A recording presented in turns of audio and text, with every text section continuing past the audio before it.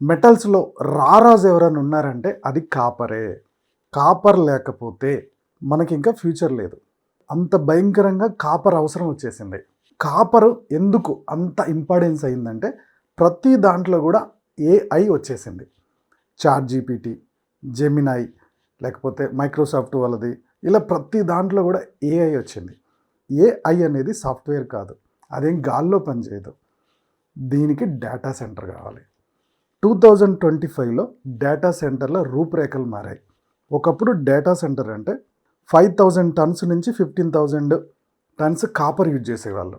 ఇప్పుడు AI centres ఏవైతే ఉన్నాయో హైపర్ ఏఐ సెంటర్స్ ఇవి. ఓకే, ఒక సింగిల్ యూనిట్లోనే 50,000 టన్స్ ఆఫ్ కాపర్ వాడాల్సి వస్తుంది. అంటే ఒకే బిల్డింగ్లో 50,000 టన్స్ కాపర్ ఇంతకుముందు 3 డేటా సెంటర్స్లో వాడేది ఇప్పుడు ఒకే బిల్డింగ్లోకి వచ్చేసింది. ఎందుకు అంటే దీనికి కారణం పవర్ డెన్సిటీ. ఏఐకి పవర్ సప్లై అనేది రెగ్యులర్గా జరగాలి. డేటా సెంటర్కి పవర్ సప్లై అనేది రెగ్యులర్గా జరగాలి. కాబట్టి వీటి పవర్ సప్లైకి సంబంధించిన కేబుల్స్లో పవర్ కేబుల్స్ని కాపర్ తోటే తయారు చేయాలి. నెక్స్ట్ వన్ వచ్చేసి ఈ డేటా సెంటర్లని కూల్ చేయాలి. Cooling crisis. ఈ డేటా సెంటర్ కూల్ చేయాలంటే వాటికి వాటరే కావాలి. ఎందుకంటే అది గాలితోటి కూల్ అవ్వదు, వాటర్ తోటే అవ్వాలి. ఈ వాటర్ని సప్లై చేయాలంటే డేటా సెంటర్స్లో ఒక రూల్ ఉంది, అల్యూమినియం వాడకూడదు లేదా అల్యూమినియం ప్లస్ కాపర్ మిక్స్ చేయకూడదు. ఎందుకంటే తొందరగా తుప్పు పడుతుంది. అది కనుక తుప్పు పట్టిందనుకోండి ఆటోమేటిక్గా డేటా సెంటర్ డిస్టర్బెన్స్ అయిపోతుంది. డేటా సెంటర్ డిస్టర్బ్ అయిందా ఆ company వెనకబడిపోద్ది.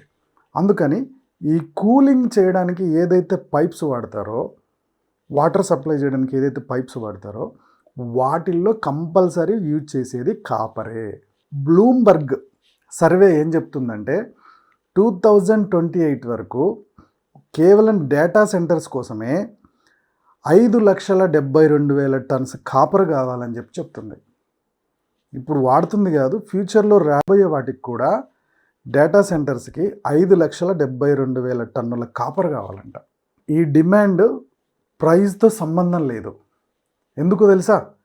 Google, Microsoft, okay, ChatGPT ఇవి నడవాలంటే అది ఎంత ప్రైజ్ ఉన్నా సరే వాళ్ళు కొనాల్సిందే.